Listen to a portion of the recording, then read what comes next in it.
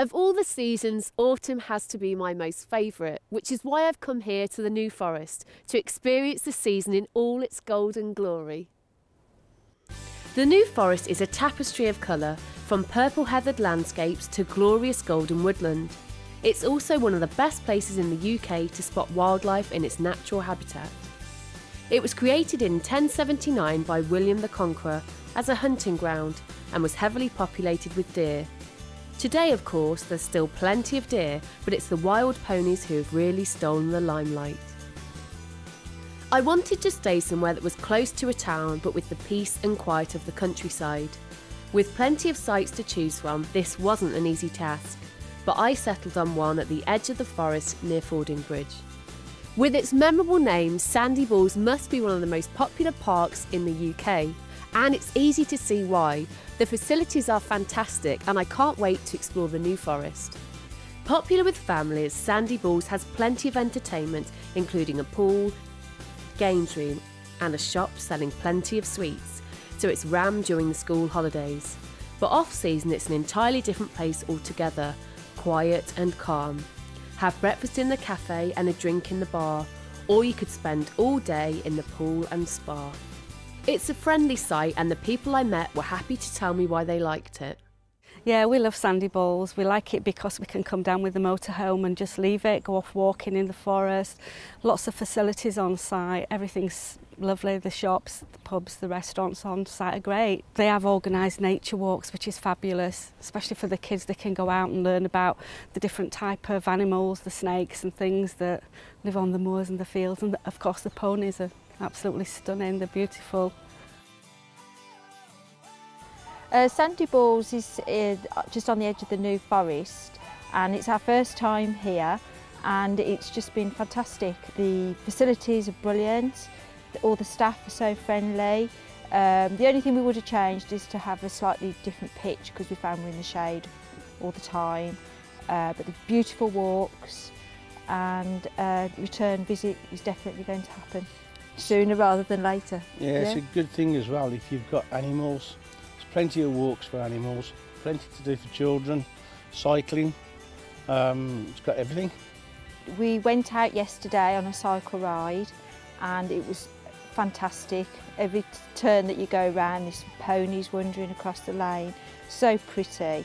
And then we went for another short drive last night, actually down the main road, and you just feel like you're in the middle of nowhere. It's just beautiful, beautiful scenery.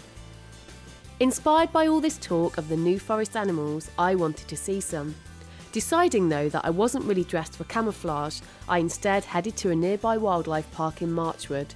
This is just half an hour's drive from the campsite and has plenty of parking.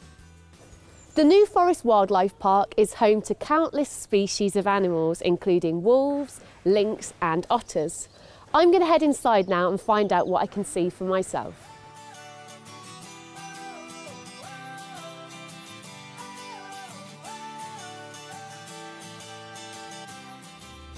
I'm here with animal manager Jason Palmer, and as you can see we're feeding the deer. Could you tell me a little bit more about the park, please? Yeah, the park is 25 acres. It's set in ancient New Forest. We've got lots of beech trees, lots of sort of natural environment, and we've basically got a large range of animals that either live in the forest or would have once lived in the forest, so people can get up a little bit closer to them while they're here. What's the most unusual species that you have here? Most unusual species, we've got wolves, we've got lynx, probably the European bison is probably one of the special ones to come and see. And sort of what ages come? Is it all ages? All ages, yeah. We've got two fantastic playgrounds, one for toddlers and one for older kids, teenagers. But yeah, we get a range of old and young families. Okay, so there's something for everyone really then? Something for everybody, yeah. And what kind of experiences can people have? I mean, are they allowed to feed things or? Not feed things, no. We keep that to the keepers because otherwise the animals end up with all sorts of stuff. I'm just given special permission just for the day. But they can have close contact with the deer, close contact with the wallabies. We do lots of feed times, keeper talks throughout the day, so people can get up a little bit closer to all the animals really and see them close up. And I understand people can also come and be a keeper for the day? Yeah, we do keeper for the day, which again we do that for all ages, so younger ones can come for an hour or 2 hours, and then the older ones can come and do half a day or full day with us to see what we get up to. And this one's Dotty. This is Dotty, yeah, she's a fallow deer.